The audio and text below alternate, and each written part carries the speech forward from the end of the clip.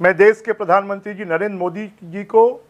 और पूरे देश की जनता को इस बात के लिए बधाई देता हूं कि आज भारत ने कोरोना वैक्सीन के 100 करोड़ डोज पूरे कर लिए हैं और मोदी जी के नेतृत्व में ये डोज मुफ्त में लगाए गए हैं, बिना पैसे के लगाए गए हैं।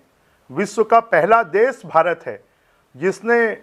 पूरे देश की जनता को मुफ्त में कोरोना वैक्सीन उपलब्ध करवाई है। आज अगर हम कोरोना की तीसरी लहर से बच पाए हैं तो उसका सबसे बड़ा कारण भारत में सबसे ज़्यादा कोरोना वैक्सीन के डोज लगाया जाना है। बहुत से विघ्न संतोषी तत्वों ने व्यवधान पैदा किया कोरोना वैक्सीन के बारे में,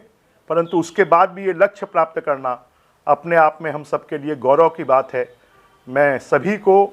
स्वास्थ्य कार्यकर्ताओं को, स्वास्थ्य से जुड़े हुए पूरे अमले को, वैक्सीन के डोज लगाने से जुड़े हुए सभी अमले को